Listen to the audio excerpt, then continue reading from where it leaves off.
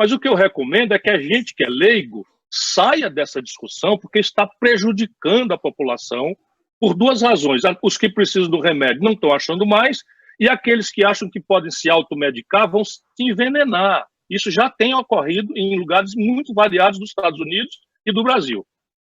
Agora, há médicos de renome que estão tomando o remédio. Davi Ilk tomou. Pouco importa. Pouco importa. Isso é papel de político dizer? O doutor Davi Ilk é um dos maiores infectologistas do mundo. Sabe bastante bem o que está fazendo com o seu próprio corpo.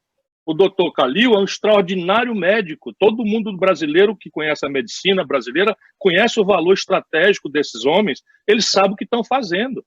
Enfim, o que não pode é um político, seja ele quem for, contra os protocolos, contra aquilo que é, vamos dizer, o estabelecido pela ciência, porque todo remédio tem uma contraindicação.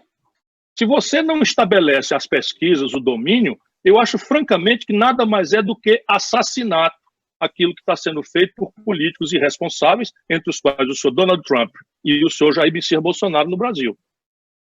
Outra questão, governador. Se eu for acometido e tiver aversão grave, eu não vou chegar lá na UTI e vou dizer, agora o senhor faça assim, bota o tal remédio, associe com a azitromicina, faça aí o coquetel da AIDS, que parece que também tem uma certa influência, diz que um veneno para rato aí também pode matar. Eu vou chegar lá dizendo isso?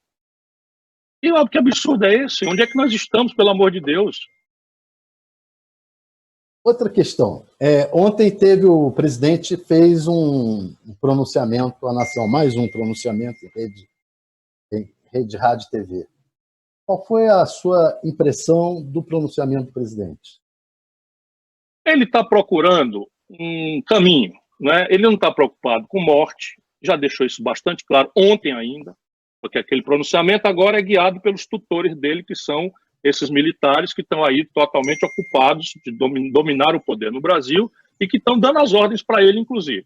Então, ele está preocupado em achar um caminho, porque se viu completamente isolado. Mas, na hora que deixa ele livre, ele vai para um programa popular desses, não é? Tipo o da Atena, como foi ontem, 2 horas de diferença entre um pronunciamento e outro, e fala tudo aquilo que ele de fato pensa. O mal aí, Thales, é o sinal trocado. É o sinal dúbio. Por quê? Porque a gente sair de casa é um imperativo da nossa liberdade, é um imperativo da nossa necessidade de sobreviver, é um imperativo das nossas relações familiares. Portanto, todo mundo gostaria de estar livre, saindo na rua. A grande questão é, isto hoje pode acontecer, e aí a gente precisa fazer com que a população, e eu peço a Deus que ilumine a minha palavra, pare de acreditar em político de estimação, seja ele quem for. Use a sua própria inteligência. Vamos raciocinar juntos. Vou fazer aqui vou repetir aqui uma metáfora escatológica, uma metáfora meio escandalosa, que eu li na internet, mas que é muito dramaticamente popular, embora seja escatológica, seja de mau gosto. A pessoa falou assim, olha, para entender a necessidade do isolamento social, é como se você tivesse uma festa em casa, só tivesse um banheiro, e de repente todo mundo tivesse uma desinteria grave. A desinteria provavelmente não vai matar ninguém, ou vai matar muito poucos. Porém, se todo mundo tiver desinteria na mesma hora, o banheiro não aguenta. Resultado prático, essa metáfora escatológica de mau gosto, ajuda a gente a explicar para o povo. Então, repare uma coisa. A Covid-19, a doença, se infectar 10 em cada 100 no Brasil, eu vou ficar com os menores números dos modelos que as universidades do mundo e do Brasil estão adaptando. São modelos científicos. Então, o Brasil tem 208 milhões de pessoas. Se apenas 10 em cada 100 se contaminarem, nós teremos 20 milhões e 800 mil brasileiros contaminados. Não haverá possibilidade de ser menos do que isso. Só 1 em cada 100. Só 10 em cada 100. Pois bem, se dos 20 milhões e 800 mil, só 5 em cada 100, e de novo é o que a ciência dos modelos está mostrando, adquirir a versão grave da doença, nós estamos falando em 1.040.000 brasileiros precisando de cuidados intensivos, de respiradores, de leitos de UTI. Sabe quantos leitos de UTI nós temos oficialmente registrados no Brasil hoje, Thales? 40 mil. Em Manaus, já estão 95% ocupados. Em São Paulo, que é a cidade que tem maior quantidade de UTI, de leitos de UTI do Brasil, sem rival, já estão 65%, ou seja, 2/3 dos leitos de São Paulo já estão ocupados. Em Pernambuco, já passa de 80% os leitos ocupados. E essa é a realidade do Brasil inteiro, hoje ou amanhã. Então, veja bem, se nós botarmos 1 milhão de pessoas precisando de atenção, e sabe o que é? O cara morrer sem fôlego, pelo amor de Deus, meu irmão que está me ouvindo, use a sua cabeça, largue o seu político de estimação por 1 minuto, pense na sua mãe, pense no seu filho e raciocine junto comigo. Se 1 milhão de pessoas, que é a menor hipótese, não é, no Brasil, tiver a versão grave da doença, e isso acontecer tudo em 2 meses, nós só temos 40 mil leitos de hospital, as pessoas vão morrer sem fôlego na porta do hospital, como se fosse um peixinho tirado do aquário, porque o coronavírus enche o pulmão de líquido e você morre afogado. É uma morte horrorosa. Você não vai depois sequer poder enterrar seus entes queridos. Então o Bolsonaro fica relativizando 800 brasileiros no número de ontem. Isso já passa de 1.500, porque está subnotificado. O Brasil não está fazendo o que tem que ser feito. Essa baboseira da gente sair em defesa da manutenção de um ministro, só porque o ministro está repetindo no Brasil, de forma dúbia, vai e volta, num apego de carrapato ao cargo, sem dignidade nenhuma. Mas vamos lá, não está na hora de trocar por um terraplanista, por um maluco, por um idiota, por um carreirista qualquer, que se oferece para dizer o que o Bolsonaro quer que seja dito, a pretexto falso de que isso defenderia a economia. Eu quero ter a ocasião de falar com isso. Repare, hoje no Brasil nós não estamos testando. Simplesmente o Brasil é o país que menos testa no mundo. O Brasil não tem leitos de UTI, não tem respiradores, não tem equipamento de segurança para os profissionais de saúde, para os policiais. Em São Paulo, já 250 policiais tombaram com o coronavírus, com a Covid-19, e isso está se espalhando no Brasil inteiro, das pessoas que não podem deixar de trabalhar porque são essenciais, os caminhoneiros, os caixas de supermercado, os caixas de farmácia, e nós temos obrigação, porque quem não é sintomático é vetor de transmissão. Governador, eu queria interromper para pedir ao senhor para primeiro pedir desculpa ao público pelo atraso no início. Está muita gente na sala assistindo e a gente atrasou em 10 minutos a entrada porque teve problemas técnicos. A minha colega Carla chegou a ser chamada aqui para me socorrer, que eu não estava conseguindo entrar, e ela ia fazer a entrevista no meu lugar, acabou que estamos fazendo juntos. E eu queria que a Carla fizesse uma pergunta aí. Carla. Obrigada, Thales. Diga. Bom dia, governador. Eu também recebi o recado aqui que a audiência está bem alta e o pessoal perdeu o comecinho aí, mas a gente está agora monitorando e vai ter, eventualmente, alguma pergunta ou outra das pessoas que estão assistindo nos canais. Governador, eu queria perguntar um pouco da parte da economia mesmo. O senhor foi ministro da Fazenda no governo Itamar e agora o governo está tentando ali uma série de anúncios, uma série de medidas, tanto para pessoa física como para empresários. Eu queria que o senhor fizesse uma análise do que já foi anunciado hoje do governo, se o senhor tivesse ali no comando, se o senhor faria diferente, como é que o senhor conduziria a resposta econômica a uma crise que a gente sabe que é o primeiro em qualquer lugar da saúde, mas tem os seus reflexos na economia. Eu faria tudo de forma completamente diferente, na velocidade, antes de mais nada, e nos rumos estratégicos. Deixa eu tentar explicar. A crise econômica do Brasil não se deve ao coronavírus. Vamos ter clareza. A economia brasileira já estava vivendo a pior década dos últimos 120 anos. Então vamos ter clareza disso para que a gente amanhã não encontre pretexto para aquilo que é uma tragédia nacional brasileira pelo erro estratégico de modelo que vem nos tangendo de muitos anos para cá. Quem é desempregado, quem está na informalidade, sabe. A soma de desemprego com informalidade no Brasil, pela primeira vez, superou a quantidade de brasileiros ocupados de forma protegida pela lei na questão formal. Não há produtividade possível na economia com essas características. E as razões, basicamente, são 3. Primeiro, o colapso no consumo das famílias, pelo desemprego, pela perda da renda e pelo colapso do crédito. 63.700.000 brasileiros estão com o nome sujo no SPC e no Serasa. Se a gente não tratar esse assunto, o principal motor de ativação econômica brasileiro não vai voltar a funcionar, está enguiçado e não temos 60% da energia que puxa o PIB brasileiro. Segundo, motor colapsado, enguiçado, é o investimento empresarial. Hoje o Brasil está com antes do coronavírus, 1/3 da capacidade hoje existente de produção parada. Se você está com um terço da sua capacidade de produzir parado, ninguém vai investir. Só se for idiota. Alguém sabe que o Brasil pode produzir 1.000 geladeiras, está produzindo só 700 porque não tem quem compre, e alguém vai abrir uma nova fábrica de geladeira. Só a cabeça do Paulo Guedes, que não conhece nada da vida real do povo brasileiro, nem do nosso país, nem mesmo de economia, porque é um incompetente que parou de ler nos anos 80 para ganhar dinheiro na margem da lei, na especulação financeira com dinheiro público, por regra dos fundos de pensão. Ele sabe bastante bem que eu conheço essa realidade. E o terceiro problema da coisa é o investimento público. O Bolsonaro mandou para o Congresso Nacional, antes de qualquer coronavírus, um orçamento que continha a previsão de 9 bilhões de reais de investimento. Só para vocês terem 19 bilhões de reais de investimento. Só para vocês terem uma ideia, o Ceará vai investir 5 bilhões de reais. A Prefeitura de Fortaleza está investindo 2 bilhões de reais. Portanto, se você não tem investimento público, também não tem de onde dizer que vai vir o emprego, vai vir a atividade econômica. Veio o coronavírus, o que está acontecendo? Vamos pegar aqui uma atividade que ninguém precisa ser economista para ver, o turismo. Então, imediatamente, o primeiro setor que colapsou foi o turismo. Então, você tem Paris, que recebe 40 milhões de pessoas, a Espanha, que recebe 40 milhões de pessoas por ano, vai cair para 10, para 5, para 7. Resultado prático, despencou. E qual é a proporção do turismo nessa economia? No Brasil não é tão grave o turismo internacional, mas o turismo nacional já é grave. Se o turismo despenca, as atividades correlatas ao turismo, táxi, vamos lá, artesãos, bares, restaurantes, enfim, todas essas atividades correlatas vão despencando também. Pouco importa a retórica do Bolsonaro ou do Trump. Pouco importa, isso já aconteceu. A única coisa que nós podemos fazer é mitigar isso. E nós podemos fazer de dois jeitos. Aproveitar a ocasião para amadurecer estratégias definitivas, em que a emergência faz a gente tomar o caminho correto, ou fazer coisas de emergência fazendo de conta que o problema estrutural não está aí.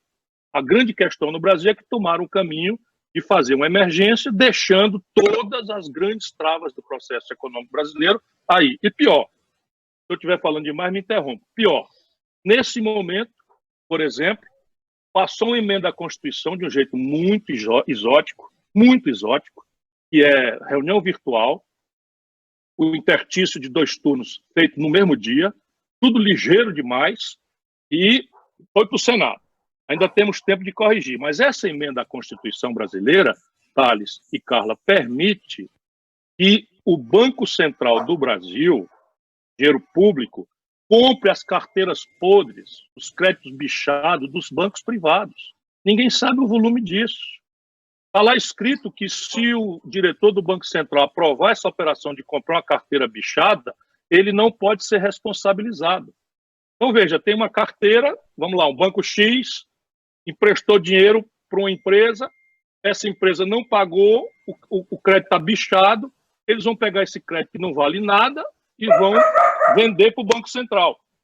E o Banco Central vai pagar isso do balanço do Banco Central, mas essa mesma emenda permite que o Banco Central compre títulos do Tesouro Nacional, ou seja, estão aproveitando a crise para fazer uma rodada de canalice para jogar dinheiro público aos trilhões de reais no sistema financeiro. Então vai terminar essa crise, governador, a economia afundando. Deixa eu só fazer o número para ficar registrado. Vai terminar essa crise, a economia vai afundar uns 6%. Tem estudos das Nações Unidas falando até 11%. Não há o que se fazer a não ser mitigar isso. E os bancos vão registrar lucro nesse ano trágico da vida brasileira e mundial. Mas agora sim, em relação às medidas práticas que o governo está tomando, por exemplo, para aquele trabalhador, o auxílio de R$600, a questão da liberação do fundo de garantia, coisas que... Eu lutei muito. Assim, eu entendo a importância da discussão, mas aí o UOL ele tem um público que vai lá na ponta. Aquela pessoa que está lá entrando para entender se ela recebe os R$600, como ela recebe... Porque aquela pessoa realmente, ela também está vivendo uma situação muito complicada. Essas medidas de auxílio emergencial que estão chegando, que vão, a gente espera chegar na ponta, o dia prometido é hoje para começar a pagar o auxílio. Essas medidas, o senhor concorda? O senhor acha que é o caminho? Sim. Como é que o senhor vê essa parte? Vamos separar. Acrescentar, o governo está acordando de alguma maneira, o senhor tem que admitir isso. Isso é o papel de uma oposição que não quer ver o circo pegar fogo, porque sabe que rir da cara do palhaço, o palhaço somos nós, o povo brasileiro, especialmente o povo mais pobre. Portanto, nós lutamos muito para que isso acontecesse, na forma e na urgência com que isso era necessário. Brigamos demais, eu estou feliz de ter ajudado. Essa providência dos R$ 600 a R$ 1.200 é uma providência correta. Por quê? Porque ela vem ao encontro de todo mundo que tem mais de 18 anos, todo mundo que está no CAD único, que é o cadastro único das famílias brasileiras, que de alguma forma, ou pelo Bolsa Família, ou pelo BPC, ou por qualquer outro benefício, a Minha Casa Minha Vida, já estejam cadastrados, ou através do site ou dos aplicativos da Caixa Econômica, especialmente, muito cuidado com fraude, já estão acontecendo, as pessoas podem se habilitar para receber, se for até 2 pessoas por família, 600 cada um, e se for mãe, chefe de família, vai receber R$ 1.200. Essa é a providência correta.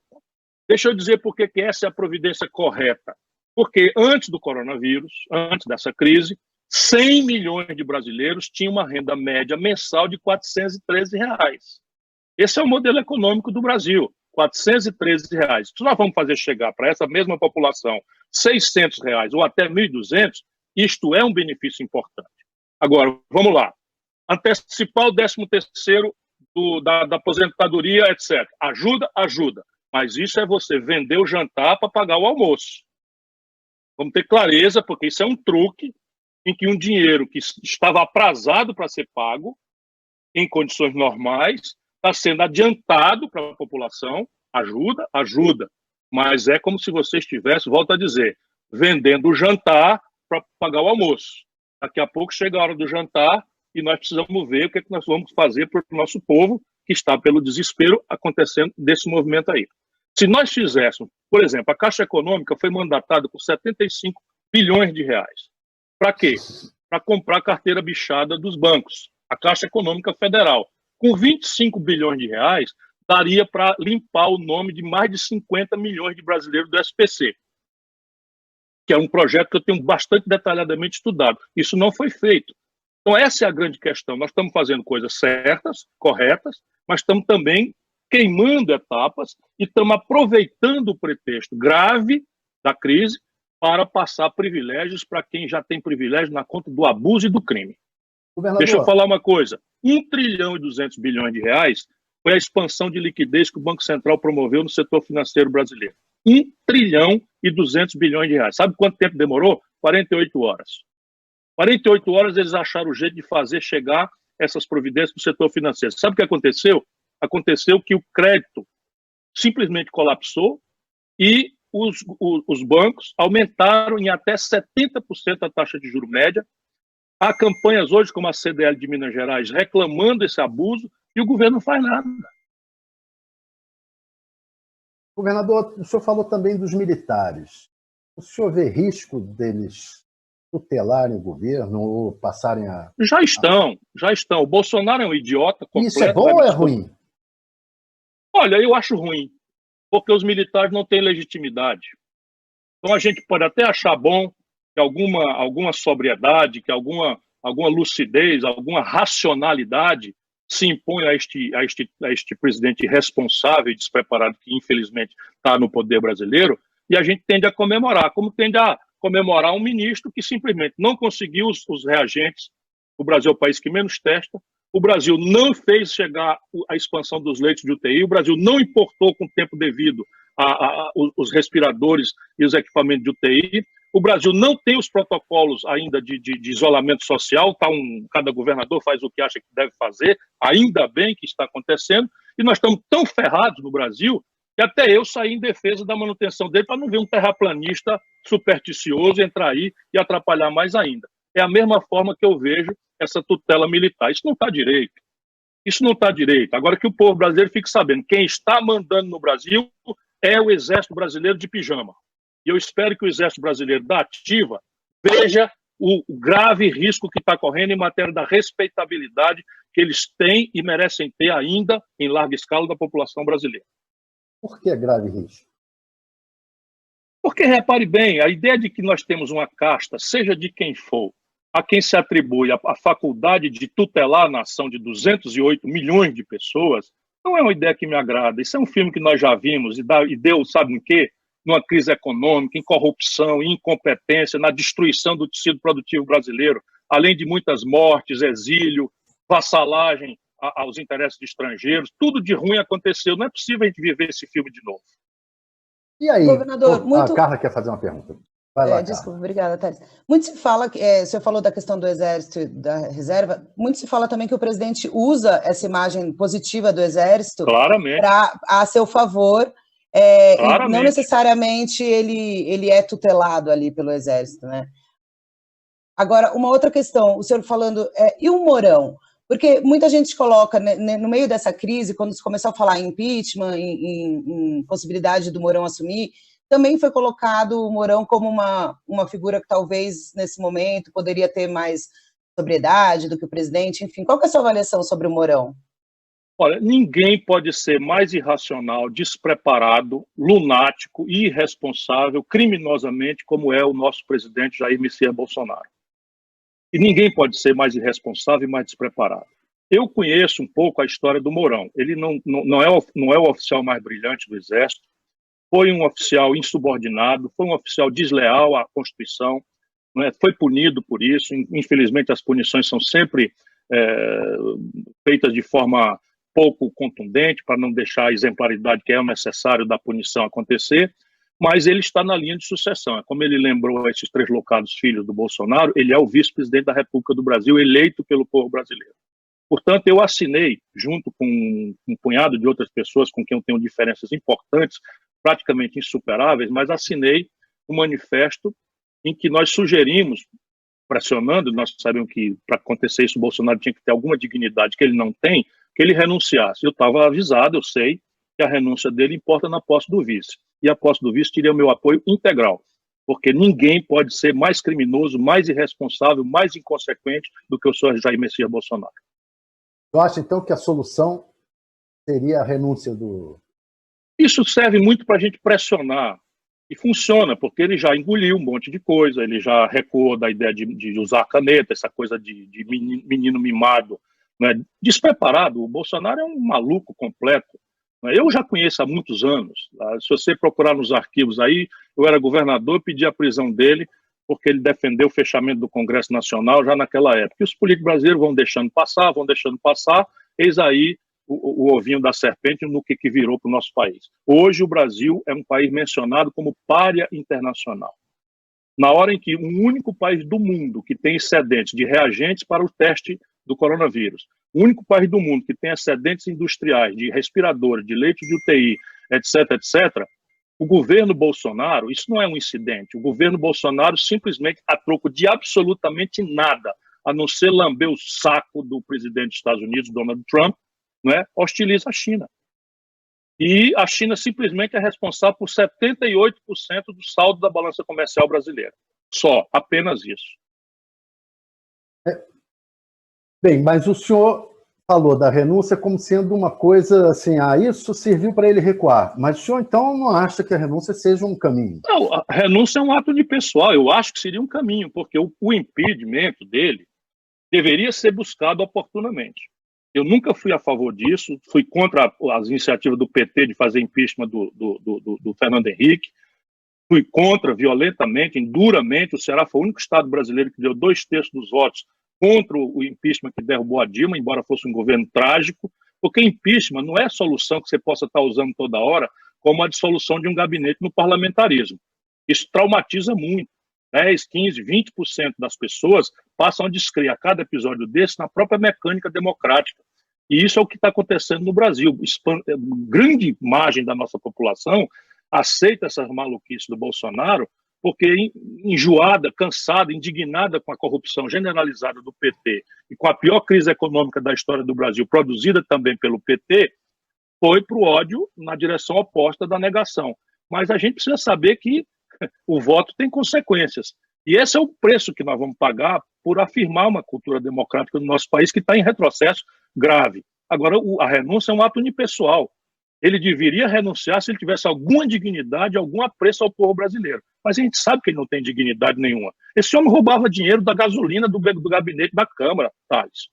Esse homem roubava dinheiro de funcionário fantasma, ensinou essas práticas aos filhos. Aí entra com um discurso de segurança e decência. Esse país enlouqueceu, nosso país pirou. Antes do coronavírus, nós estávamos enlouquecidos como nação. Você está dizendo que ele é ladrão.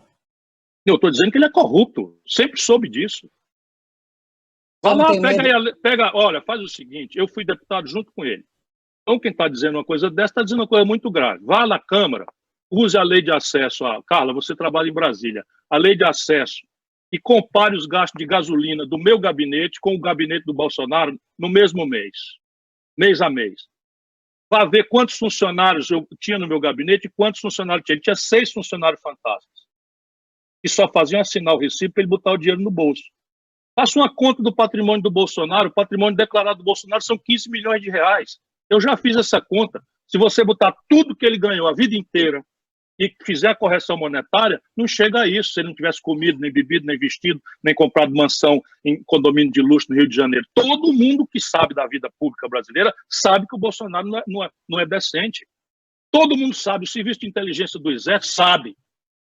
Vive enganando o povo brasileiro.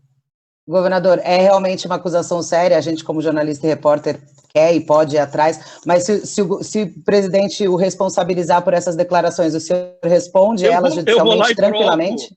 Eu vou lá e provo, eu estou acostumado com isso, eu já fui processado pelo Eduardo Cunha, chamei de ladrão, agora ele está em prisão domiciliar depois de pagar a cadeia, e eu estou aqui conversando com vocês. Tenho 40 anos de vida pública, nunca respondi por um mal feito, estou mandando comparar o meu gabinete com o dele. É tão simples isso, está lá tudo com a lei de acesso à segurança, a Folha de São Paulo, o UOL tem a obrigação moral de atender esse apelo meu. Não é por nada, não. É para a gente acabar com essa crença ilusória de que existe anjo, salvador da pátria na política. Acabar com esse negócio de ficar apaixonado. Vamos fazer, Thales. A gente vai fazer essa pauta, governador. Você ajuda. O meu gabinete. Você passa para a gente já os documentos do seu gabinete, por favor? E aí a gente já vai levantando aqui. Estão na Câmara. No meu caso, eu autorizo aqui publicamente, mando por escrito o que vocês quiserem. Não, é uma excelente pauta, é claro, o jornalista não foge de pauta, não. Agora, governador, deixa eu dar uma provocada no senhor. Está circulando na internet um vídeo que mostra o senhor dizendo que quando o governador do Ceará abafou uma epidemia de cólera, negou que teria havido essa epidemia para proteger o turismo em Fortaleza. É verdade isso? E outra coisa, não é isso igual ao que o Bolsonaro meio que está fazendo, tentando proteger a economia? Isso é piada produzida por esses marginais filhos do Bolsonaro. O 01, o 02 e o 03, cada qual mais picareta do que o outro. E eu vou explicar o que aconteceu. O coronavírus, meu irmão, é um vírus sem precedente que ninguém tem sistema imunológico e que transmite simplesmente eu conversando. Se a gente não estivesse aqui ao vivo, ou se não estivesse aqui na internet, a gente estivesse conversando pessoalmente, basta eu falar aqui, eu estaria contaminando todo mundo. O que aconteceu em Fortaleza foi uma crise localizada de uma doença que chama cólera, que é transmitida por um vibrião que fica na água não tratada. O que eu fiz em Fortaleza? Eu me omiti coisa nenhuma, eu decretei intervenção em Fortaleza e fui para cima. Pessoalmente, cuidar do assunto. É só recuperar de novo, tem uma pauta para vocês aí. O resto são esses picaretas, filhos do Bolsonaro, com dinheiro estrangeiro, financiando esse tal gabinete do ódio, que só prestam para isso, para criar caso, para mentir, para difamar as pessoas, para proteger a canalice deles. Cadê Flávio Bolsonaro? 9 recursos contra o Ministério Público investigar, eu autorizo o Ministério Público a investigar o que quiser. Não tem o sigilo bancário, não tem o sigilo fiscal, não tem o sigilo de nada. Vamos lá, vamos comparar.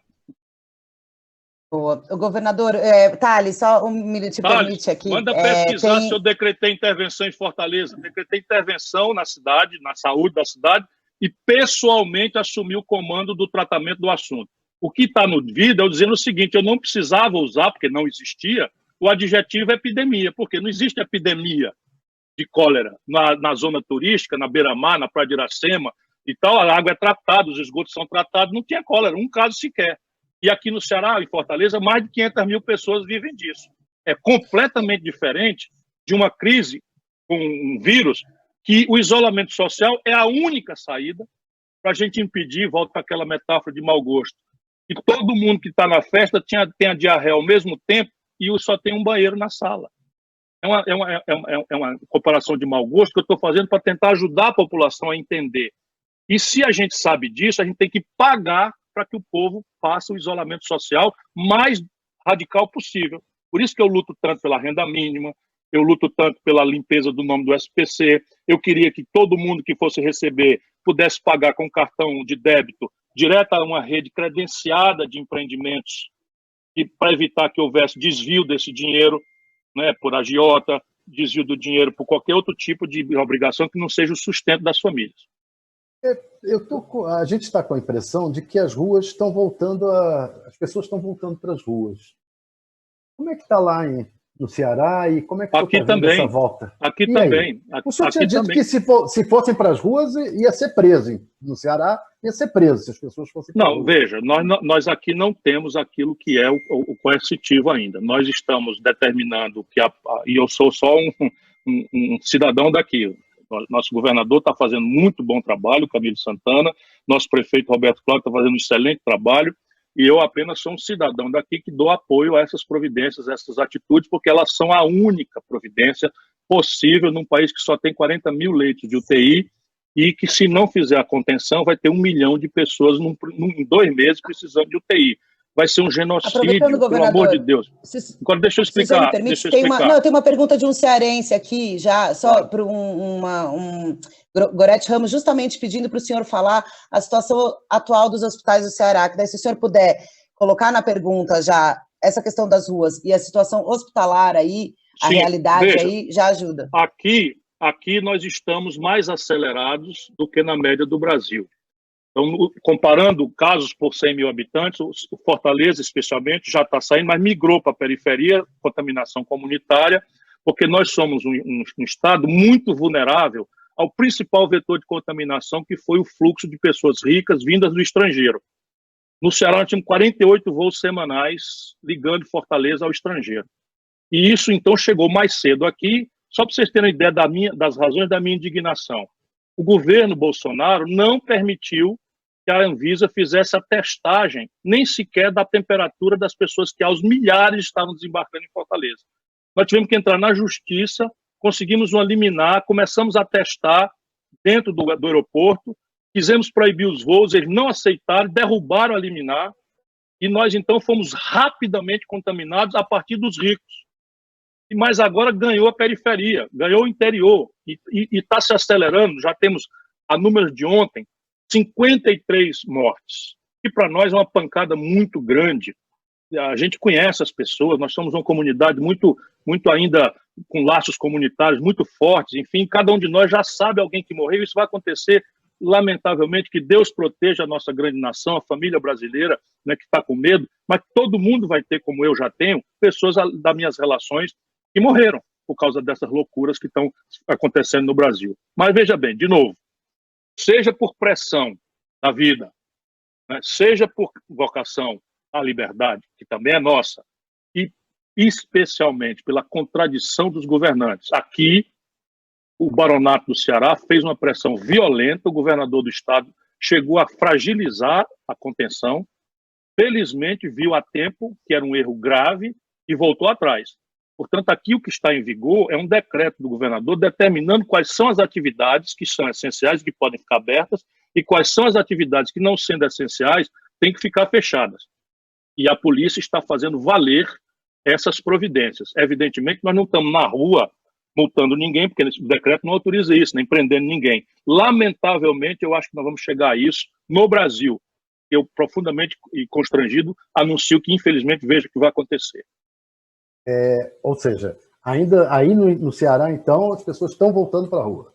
Muito discretamente ainda, mas já tem mais gente hoje do que estava no começo. Isso tem sido assim. Na Itália, relativizou-se, fez-se a contenção, as pessoas depois afrouxaram e o pico subiu violentamente. A mesma coisa na Espanha, nos Estados Unidos, a mesma coisa. Os americanos já têm mais de 360 mil casos, estão testando massivamente, e o Brasil está subnotificando, porque nós não estamos testando, a não ser as pessoas que já estão internadas em estado grave. Ou seja, aquelas mortes por pneumonias, por infecções respiratórias agudas, etc., que estão subindo nas estatísticas, provavelmente são coronavírus. Mas nós não estamos notificando corretamente. Tem especialistas que acham que a gente vai viver picos de quarentena, depois volta e depois vai ter que ter isolamento de novo, que a gente ainda vai viver um processo não totalmente completo de volta à normalidade, que a gente vai ter que voltar gradualmente. O senhor tem conhecimento dessas... Tenho. Eu estou estudando para aplacar minha angústia. Eu estou estudando, eu entro no site da Organização Mundial de Saúde 4, 5 vezes por dia, leio os últimos estudos, leio tudo para tentar ajudar a população a entender. Tudo que eu estou falando aqui não é palpite meu, eu não entendo nada de imunologia, não entendo nada de vírus, não entendo nada de infecção, nada. E quando eu não entendo as coisas, eu procuro me cercar de forma plural, leio as opiniões divergentes. Por exemplo, essa médica com nome oriental, que não me ocorre agora, Nise. Essa médica, ela é uma pessoa boa, ela é uma pessoa boa, dizem que é uma médica muito humanitária, muito humana, mais do que humanitária, mas diz que tem essa coisa, desapreço absoluto pela ciência e gosta de navegar na fronteira improvável que a ciência estabelece. Hoje está no UOL e na Folha de São Paulo esse relato de colegas delas sobre anonimato. Infelizmente é isso. Agora, como é que a gente faz? Se tem opinião de todo jeito, então médicos importantes, respeitadíssimos do Ceará, estão falando a favor desse tal remédio. Mas eles sabem os protocolos, eles sabem que circunstância, eles podem fazer, em nenhum caso, automedicação em casa. Ministrar esse remédio como coadjuvante, somado a outros retrovirais, parece que aqui e ali tem algum resultado. Mas deixa eles fazerem o trabalho. Não pode um político ficar dizendo tome isso, tome aquilo, estamos vendendo para rato que isso vai ser bom. Porra, isso é o fim da picada. O senhor falou do manifesto que o senhor assinou com outras figuras da política e que o senhor não concordava muito com eles. Queria perguntar, mudar um pouco para a política. Como é que está sendo a sua preparação para 2022? O senhor provavelmente não vai sair candidatos em parceria com Lula, com o PT, etc. Como é que o senhor pensa? Bom, eu acho que nesse instante nós temos que fazer tudo que estiver ao nosso alcance, descuidadamente de qualquer outro impacto ou repercussão, para ajudar o nosso povo a atravessar essa crise, que é uma só. É uma crise de saúde pública e uma crise econômica. É completamente imbecil a ideia de que existe uma crise econômica e uma crise sanitária separadas, que é preciso dar importância a isso ou aquilo. Uma coisa tem rigorosamente a ver com a outra, porque, volto a repetir, a única forma de prevenir o colapso do sistema de saúde é o isolamento radical. Para acontecer o isolamento radical, nós precisamos atenuar as consequências gravíssimas desse isolamento na economia. Portanto, renda mínima, reestruturação de crédito, dilação de prazos de obrigações acessórias de micro e pequenas empresas. Talvez o Banco Central, ao invés de ficar fazendo trilhões de reais para banco, emprestar diretamente para reestruturar 5 milhões e 500 mil pequenas empresas que estão inadimplentes aí com o nome no Serasa, 63 milhões de brasileiros, enfim. Esse é um aspecto, é uma dimensão. Agora, como eu sempre penso, a minha cabeça fica pensando as coisas para dizer por que para mim, o lulopetismo, não o PT, que eu distingo, né? O Tasso Genro não tem nada a ver com as falcatruas do lulopetismo. O Olívio Dutra não tem nada a ver com as falcatruas do lulopetismo. O Henrique Fontana não tem nada a ver. Para não ficar só em gaúcho, o Suplicy não tem nada a ver. E todos estão escanteados. O Lula tem a ver com as falcatruas do lulopetismo? O Lula é o líder. O Lula é o líder. Só quem é um fanático lulista que vai desconhecer, porque eu conheço, né, Thales? Você sabe da minha relação com o Lula. Qual é essa relação com o Lula hoje?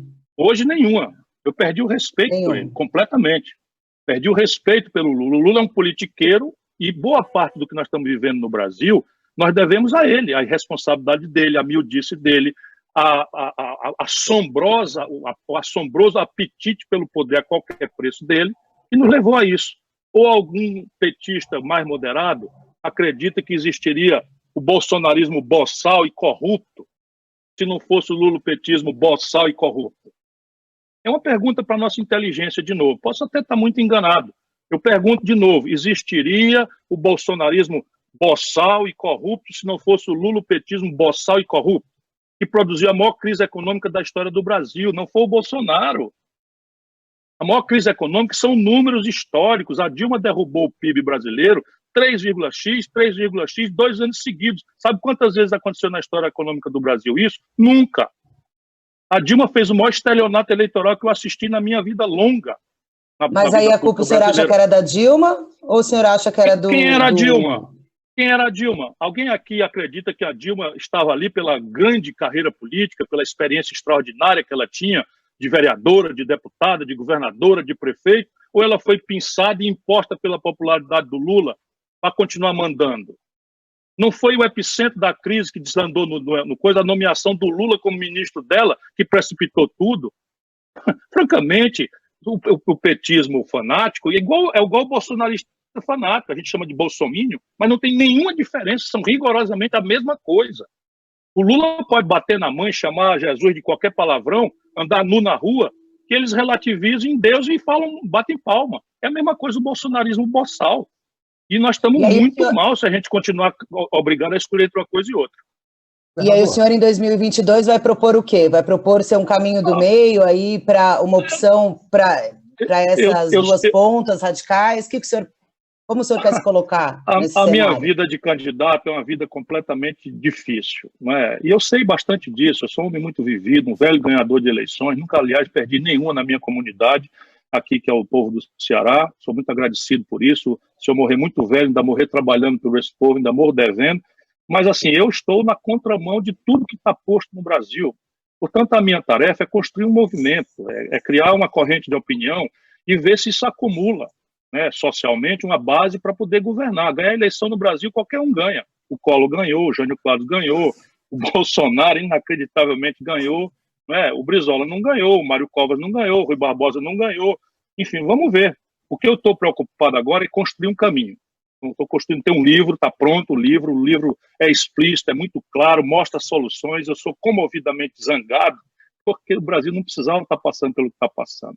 Nós temos soluções estratégicas que raríssimos países do mundo de desenvolvimento falar em soluções, tem um leitor aqui, o Armando Moreira, que está perguntando o que dizem os deputados do PDT, do partido na Câmara, sobre a utilização do fundo eleitoral no combate à Covid, e bem como em relação à redução do salário dos parlamentares. Eu queria que o senhor falasse sobre o que diz o PDT e o que diz o senhor. Tem muita gente no PDT que é acossado por essa opinião superficial, se sente obrigada a ou não falar do assunto, ou, que é a maioria, ou simplesmente dizer, olha, tudo bem por mim, sabendo que não vai acontecer naturalmente. Agora vamos conversar simples e claro. O problema do Brasil é na casa do trilhão, um T de tapioca. Sabe, esses fetiches, eles só servem para uma coisa, desmoralizar a linguagem da democracia, que é a política. Eu digo isso com certa autoridade, porque eu, por exemplo, teria direito a 3 pensões. Ex-prefeito, ex-governador, ex-deputado, que dariam para mim R$86 mil de salário por mês. Eu nunca aceitei receber nem um centavo disso, porque considero isso profundamente imoral. E eu não teria autoridade moral para dizer o que eu disse, por exemplo, nessa entrevista já hoje, se eu, como Jair Bolsonaro, tivesse uma aposentadoria aos 33 anos de idade. O capitão tem. Se o Bolsonaro, entre a eleição e a posse de presidente da República, não tivesse requerido uma pensão especial de deputado federal, 28 anos, tem 2 aposentadorias, ganha como presidente da República e vive com cartão corporativo em cima do qual botou sigilo para as pessoas não saberem que está gastando R$4 mil por hora de cartão corporativo. Eu nunca aceitei. Eu fui ministro, nunca aceitei usar cartão corporativo, que é um cartão de crédito que as autoridades usam para burlar a lei e ter um salário extra comprando as coisas e tal, até bebida, farra, etc, etc, etc. Eu tenho moral para isso. Agora, dizendo isso, eu quero dizer o seguinte, se você tira o financiamento público da campanha, meu irmão, só tem uma saída, a campanha só pode ser feita por rico. É o sonho deles. O sonho deles é que o dinheiro empresarial está proibido, o dinheiro individual não chega nem remotamente perto dos custos de uma campanha de produção de vídeo, etc, etc. Resultado, se você não tem uma forma pública de financiar, você simplesmente vai deixar a política como um caminho só para rico. É isso que o brasileiro quer? Ou seja, o senhor é contra pegar o dinheiro do fundo eleitoral e levar para o combate? Não tem problema nenhum. Não tem problema nenhum. Sabe o que é que acontece? Sabe quanto é a necessidade de financiamento dessa crise? Algo ao redor de 400 a 500 bilhões de reais nos meus cálculos. Fora o socorro de 1 trilhão e 200 bilhões de reais para os bancos. Agora pega 1 bilhão de reais do fundo partidário e joga nesse buraco. Isso é uma grande bobagem. que só serve, volto a dizer, para servar o fascismo e a ideia de que a política tem que ser confinada aos amoedos, aos barões. O Amoedo tem 500 milhões de reais na continha dele, na caneta de poupança dele. Eu estou no cheque especial. Outra coisa, quando se fala em redução de salário de parlamentares, também se fala na redução de salário de servidores públicos. Vê se pode um disparate desse. Vê se pode um disparate desses. Então, repare, vamos de novo. Tem abuso? Tem abuso. Vamos corrigir os abusos. Agora não pode pegar o abuso e transformar isso em regra. Sabe quanto é o salário médio de um servidor do Executivo Federal hoje? R$7.000. R$7.000. Sabe quanto é o salário de uma professora, de um professor do mais rico município do Brasil, que é o município de São Paulo? R$2.650. Vamos reduzir isso daí? R$2.650 é o que ganha um professor do município mais rico. Agora, o que é que o Bolsonaro faz? Fica os filhos se estimulando essa converseira mole, esse papo furado. O Bolsonaro sancionou o fundo eleitoral. Eu era contra pela oportunidade, mas agora que está pronto, dizer que isso vai resolver coronavírus é mentira. Só para desmoralizar mais ainda o estamento político. Agora, vamos lá. O Bolsonaro tem 3 aposentadorias. Por que ele não abre mão de 2? Fica só com o salário de presidente para ajudar o coronavírus? Bolsonaro tem 3 filhos na política. Um deles é vereador no Rio de Janeiro, está com um gabinete dentro do Palácio da Alvorada. Só para fazer futrica. Só para difamar, só para criar caso, só para brigar, para desmoralizar os militares, para desmoralizar os profissionais da política. Só para isso. Cadê? Está ganhando o salário dele. E que eu acho que quando se coloca... E a rachadinha. Todos eles roubam o dinheiro do povo na rachadinha. Vamos ouvir aí a última... Bolsonaro, por que não deixa o povo investigar, Bolsonaro? Não é sério? Que quando se diz... Não, vamos caminhar para o encerramento. A Carla vai fazer aí a última pergunta e depois eu queria que o senhor também fizesse um encerramento, para falar se eu achasse. Não, obrigada, Thales. É que quando eu acho que a gente fala dessa questão dos servidores, eu achei interessante essa questão do professor, é que eu acho que pelo que eu vi de um monte de perguntas que chegaram na outra live que eu fiz, é a questão das pessoas pensando no político mesmo, entendeu? No político claro, reduzir o salário. No cara que o senhor falou do professor de 2.000, mas a gente sabe que tem juiz, que tem outros cargos de 30, acima do teto, enfim. Eu acho que é isso que deixa as pessoas indignadas. Abusos, muitos. Eu estou dizendo aqui que eu renunciei, nunca aceitei receber nem um dia 3 aposentadorias que as imoralidades das leis brasileiras me davam. Portanto, alguma moral eu tenho para dizer ao povo para pensar com a sua própria cabeça. Hoje, o salário de um deputado é R$26.000. Mais um conjunto de franquias, gasolina, que o Bolsonaro estava no bolso. É só investigar. A pauta está de pé aí. Né? Já tem um repórter que fez um mêsinho. Vocês vão olhar, é 10 anos. 10 anos para saber de onde é que saiu o dinheiro para essa fortuna do Bolsonaro, para ele vir fazer tese de homicídio, agitar a milícia contra o Estado de Direito que aconteceu aqui no Ceará. E eu disse para ele, o Ceará vai ser o pior pesadelo dele, e vai ser mesmo. E ele vai me enfrentar até o limite do que eu puder, com moral, com coerência, com exemplo, não com conversa fiada. Então, repare, abusos. Tem em tribunais do Brasil, desembargador ganhando R$600.000. R$600.000. Então, agora vamos aos grandes números.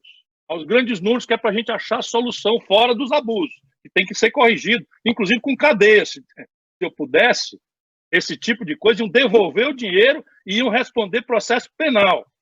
Mas vamos lá, os grandes números. Na Previdência Social, nós estudamos o déficit por cidadão, servente de pedreiro, comerciários, operários, os trabalhadores em geral, é de R$1.400 por cabeça por ano. Entre os servidores do Executivo e do Legislativo e do Judiciário, o déficit é de R$26.000 por cabeça por ano. E entre os militares, o déficit é de R$160.000 por cabeça por ano. O que é que fizeram a propósito dessa coisa? Aumentaram o salário dos militares. O general saiu com várias gratificações de 22 para R$35.000 e meteram 80% de todo o amargo preço dessa antirreforma da Previdência nas costas do que tinha déficit de R$1.400. Isso é o Brasil. Você faz o discurso moralista, sataniza a política, pega os maus exemplos, generaliza, e as pessoas ficam achando que é por aí que está o problema. O problema não está aí. O senhor falou que recusou Ou 3 então aposentadorias. vamos perguntar aqui, você, pela sua inteligência, esqueça seu político de estimação, a raiva que você tem de mim, se você for bolsonarista ou lulista fanático, esqueça um minuto e raciocine comigo. O Brasil tem mais ou menos polícia do que precisa. O Brasil tem mais ou menos professor do que precisa. O Brasil tem mais ou menos médico do que precisa. Estou falando de educação, saúde e segurança. Então você pega um burocrata, um desembargador, um político aposentado, o Bolsonaro, 3 aposentadorias. 2 aposentadorias e um salário do presidente. O senhor falou que recusou 3 aposentadorias. O senhor ficou com alguma? Do que o senhor está dizendo? Nenhuma. Nenhuma. Eu acho que apertou aí o mute. Cortou. Apertou o mute. Apertou o mute. Apertou o mute. Apertou... Está com o mute apertado. Continua apertado. Pronto, agora deu. Voltou. O senhor falou que nenhuma. Do que o senhor nenhuma. Vive, então? Eu vivo de fazer palestras e agora o coronavírus me tirou o mercado, perdi uma grana preta, estou falando, né? Eu vivo de consultoria para uma universidade, uma estrutura universitária daqui do Ceará, que também me paga um FII aí, uma coisa, e tem um escritório de advocacia que fatura muito pouco, mas fatura alguma coisa. Mas o senhor falou que está no cheque especial, é verdade? Quanto o senhor está devendo? Fiquei curiosa. Não, é pouco, eu tenho a dívida. Sabe quanto é que eles fizeram? Aumentaram os juros do cheque especial no coronavírus. Esses são os vampiros do Brasil. Sabe quanto é que nós vamos lascar de juro? Vamos falar de servidor público, de fundo eleitoral. Sabe quanto é que o Tesouro Nacional vai pagar de juro esse ano? 410 bilhões de reais. 400 vezes o fundo partidário. Num ano. Governador, vamos encerrar. O que o senhor gostaria de dizer aí para os nossos internautas? Meu irmão, se proteja, se você puder. Ajude a fazer o isolamento social, o isolamento radical, proteja a sua família. Se você não vai se contaminar, que Deus o proteja, você é um vetor de transmissão. Portanto, acesse a partir de casa, aqueles que puderem, ajudem o nosso povo a entender. Quem não tiver internet, quem não tiver, enfim, tablet, quem não tiver telefone celular que possa fazer o aplicativo, ligue aí para a prefeitura, peça um apoio, porque eles vão começar a pagar agora. No primeiro dia, 10 milhões de brasileiros se cadastraram. Se você tem problema de CPF, está liberado, não tem mais problema. Você usa o documento que é a sua carteira de trabalho, a sua carteira virtual, e se você puder, fique em casa. Nós vamos ganhando uma semana, cada semana que a gente ganhar, são vidas que a gente vai salvar. Só tem essa saída e vamos continuar lutando para dar ao Brasil um novo projeto que resolva essas coisas. Porque, repare, nós não temos respiradores, nós não temos máquina de UTI. Isso não foi o Bolsonaro que fez, não. Destruíram a indústria brasileira. Nós não temos os reagentes para fazer teste, é o país que está menos testando no mundo. Tem que vir o material. Esse remédio que o Bolsonaro está mentindo aí, nós não temos química fina para fazer. Isso é um mentiroso desclassificado. A química fina disso tem que vir de fora, da China ou da Índia, porque destruíram a condição de produzir do Brasil. E isso não foi por causa do coronavírus, não, foi por causa de erro estratégico da política brasileira. Mas isso está na nossa mão. Depois que a gente salvar vidas, vamos voltar a discutir o futuro do Brasil. Obrigado a vocês aí, Thales, Carla, e a todos os telespectadores, se a gente chama assim, ou internautas do UOL. Governador, olha, muito obrigado. Carla? Deixa eu só fazer aqui mais um apelo. Vamos apoiar o esforço de isolamento, porque hoje nós temos uma linha de frente de profissionais de saúde. Eu devia ter falado já desde o começo. Os profissionais de saúde já estão tombando. Eles estão na frente, na linha de frente, se expondo todo dia ao risco, e se a gente ajudar, eles podem se salvar. Se a gente não ajudar, eles podem morrer. A minha homenagem, a minha gratidão a esses que estão se sacrificando e se arriscando, enquanto a política produz tanto desatino no nosso país. Carla, olha, muito obrigado. Você veio aqui para salvar, quase que por problemas técnicos eu não consegui entrar, mas... Eu agradeço, Thales. E deu uma enorme audiência. Muito boa a sua participação, muito obrigado. Obrigada a você. Então, eu agradeço a você, internauta, por ter assistido esse programa e por ter dado grande audiência.